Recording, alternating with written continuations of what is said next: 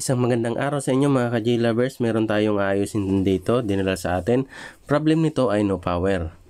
So kita nyo naman wala siyang indicator light.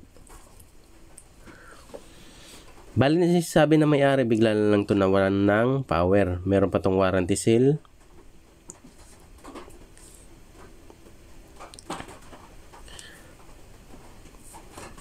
Siyempre, tanggalan muna natin to ng tornilyo para matingnan natin yung loob nito.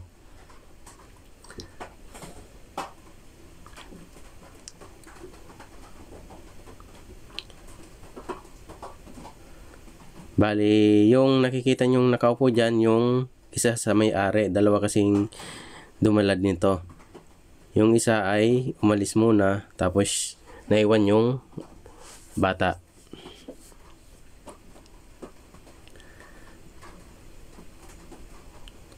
So, bali, tanggalin muna natin tong warranty seal siguro.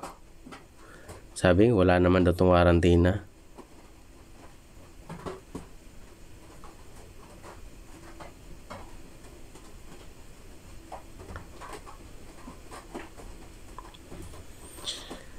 So, alamin natin yan mamaya kung ba't wala tong power. So, ano pang hinihintay natin?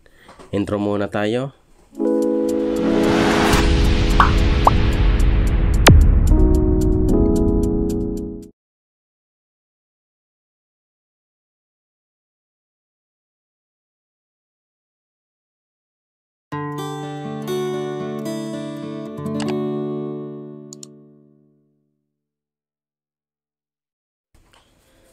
Bali, pagbukas natin ay itong typical na makikita natin sa player na to. Siyempre, una natin gagawin ay ititest natin tong output ng power supply. So, napaka-importante matest natin. Kasi ganito yung ano nyan. Pag meron tong voltage, siyempre problem nyan dyan sa may mainboard. So, i-check natin maigi yung mainboard. Pero pag wala tong power o wala siyang supply, walang voltage, so dito tayo sa power supply mag-check. So, ganyan lang kasimple yan, napakadali, di ba?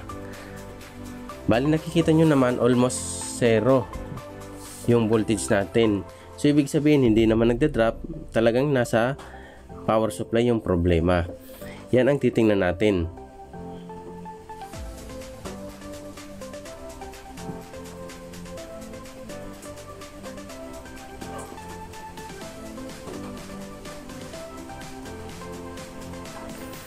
Bali, tanggalin muna natin yung tornilyo nito para makacheck tayo na maigi.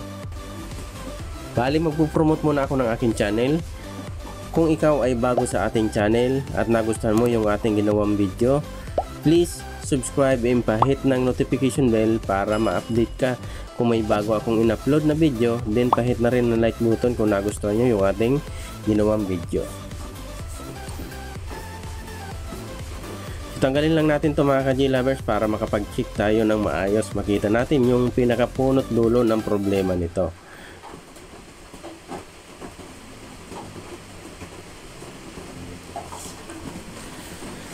So, ganito kasi yung sabi sa atin na may-ari, bigla na lang siya nawalan ng power habang ginagamit nila.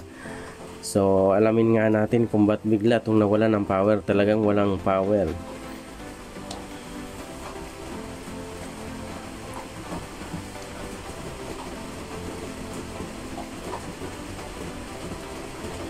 So, ito yung pinaka mainboard natin mga ka-J-Lovers. Kita nyo naman.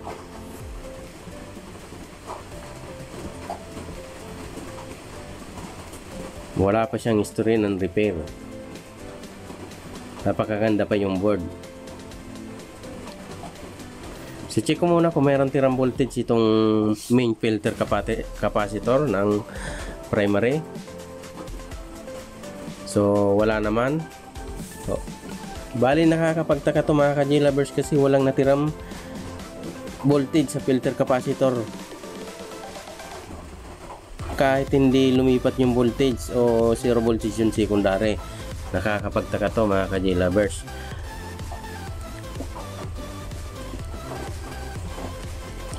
So, i-check lang natin to na maigi para ma-troubleshoot natin.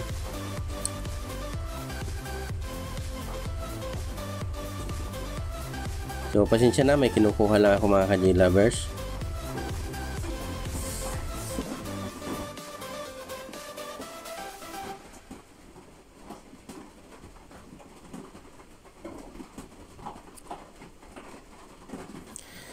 Okay, balik tayo sa ating ginagawa. So, may customer kasi akong inasikaso muna. So, ito, tingnan natin na maigi kung ba't wala tong power. So, analyze tayo.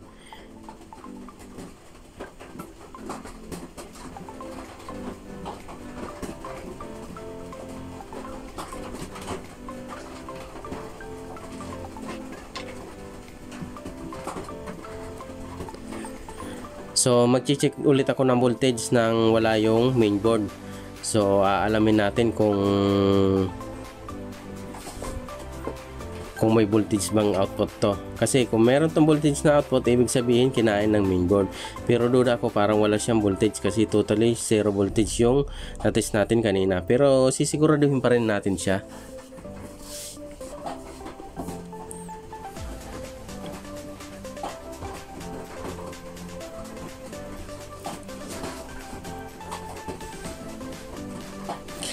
So, step by step nyo itong makikita mga ka-J lovers. So, swerte nyo kasi at least meron na kayong idea kung paano natin ayusin yung mga ganitong problema. So, hindi pa natin alam kung madali ba to o mahirap. So, malalaman natin yan mamaya. So, ito na, magtitest tayo ng mga voltage. So, dapat makakuha tayo nandito ng 12 positive at negative 12. Tapos 5 volts. So, dapat makakuha tayo ng voltage nyan. Okay, kita naman siguro yung ating multitester. So, plug in na natin.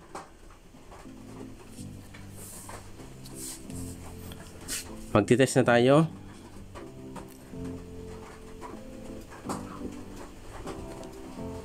Bari zero voltage talaga. Ibig sabihin, hindi siya lumilipat.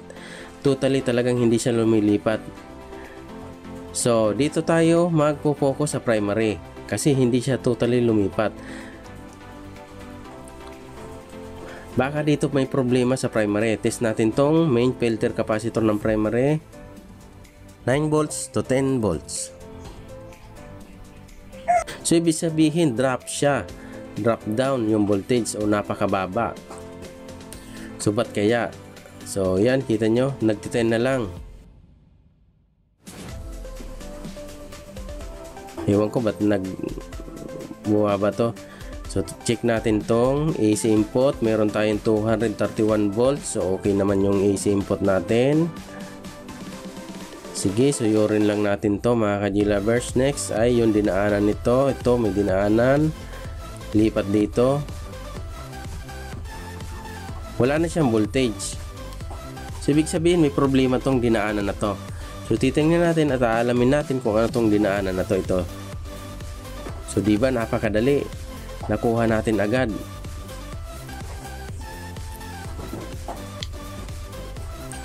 So, dapat marunong ka mag-trace o mag-test nito para makuha mo siya agad. So, ito nakita ko na yung pinaka dinaanan natin. Meron tayong nakikitang 1 ohms na resistors.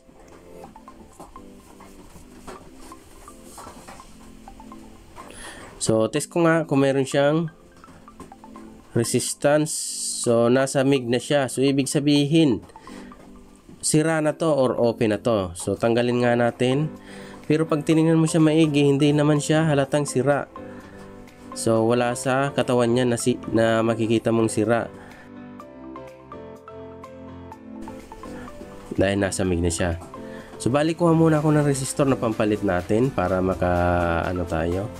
makapalit tayo ng resistor nito.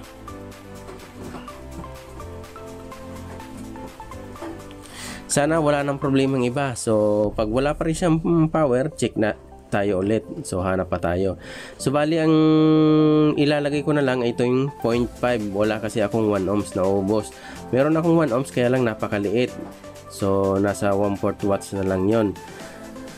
So ito na lang siguro kasi meron akong 1/2 nito, itong 0.5. Almost fusible naman kasi yung 1 ohms. So same naman ito, almost fusible, para may problema ulit, magbi-breakdown ulit siya. So hindi tayo pwedeng maglagay ng napakataas na resistance value dyan. Bali, resolder ko lang ito mga ka-J-Lovers, tapos mag-check tayo ulit.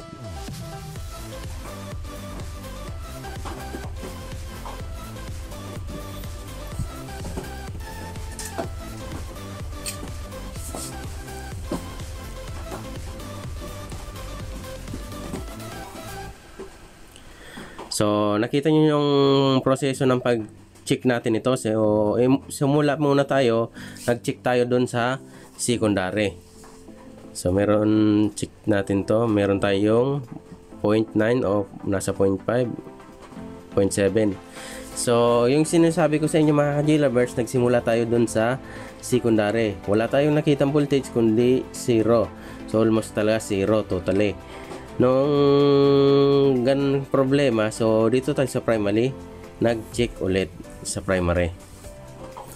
So chine-check ko yung diode, baka may shorted kasi na-open yung fuse natin, delikado yan. So itong capacitor, check natin kung may resistance value na mababa, talagang sisirain yun, resistor nyan. So wala naman tayong nakitang masyadong mababang resistance value. Tapos dito sa may switching regulator natin, meron tayong para medyo mababa to, 519 ohms. So check ko nga ulit ng analog to mga ka-J-Lovers, magsisigurado tayo. So check natin, gumalaw siya ng konti, so ibig sabihin talagang may resistance siya ng konti. So hindi natin alam, hindi natin kabisado kung talagang ganyan yung design niyan. So ang gagawin na lang natin mga ka-J-Lovers, for safety purposes, pag testing natin ito mamaya ay lagyan natin ng takip para sigurado tayo. Kasi hindi natin alam yung talagang value niyan. Kasi meron tayo nadidetect na 500 plus ohms doon sa gate and source ng switching regulator natin. So bago ang lahat, ayusin ko muna tong AC plug na to. Kasi parang naglulus na to baka ito yung dahilan kaya nasira to. So nagkakaroon siya ng spark gap, kaya nagko-connect, nagdi-disconnect, kaya siguro nasira yung ano natin, yung fuse o tinatawag natin na fusible resistor.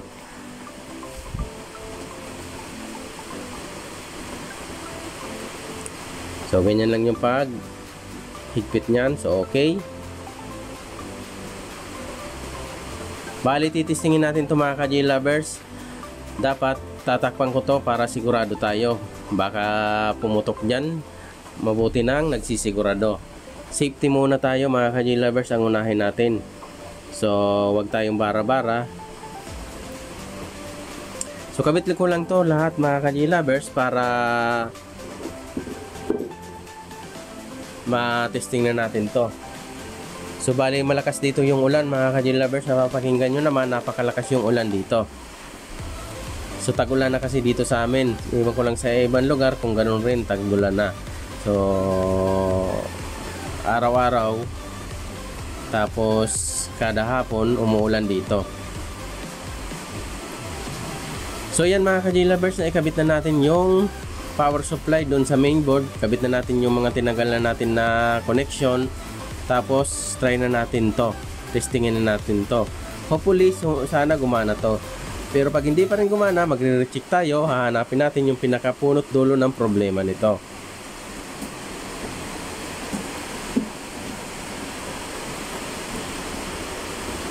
So bali, tatakpan natin to para makasigurado tayo. Baka kasi may pumutok dyan, delikado yan, magugulatin pa naman ako, baka tumalon akong bigla dito sa kinauupuan ko. So bali, joke lang mga ka-J-Lovers. So ito, natakpan na natin siya. So try natin saksakin. Ay, mali pala yung termino ko. Try natin i-plug in. Baka kasi mamatay itong platinum na to pag sinaksak natin. So dumating na yung may-ari ng platinum na to, yung isa, yung talagang pinaka-may-ari. So kita nyo naman, meron tayong indicator light.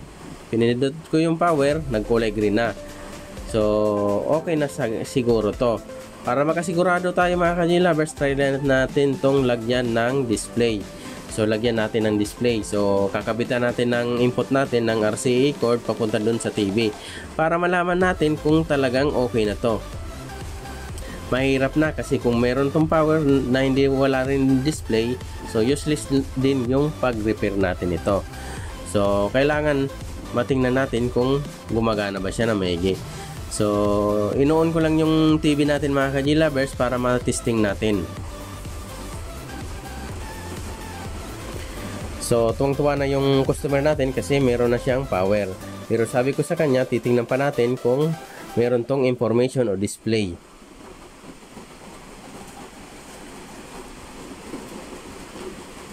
Ayan na mga ka-G-Lovers, okay na to. Meron na tayong nakuhang display. So, okay na siya. Gumana na siya. Yan yung may-ari natin mga ka-G-Lovers.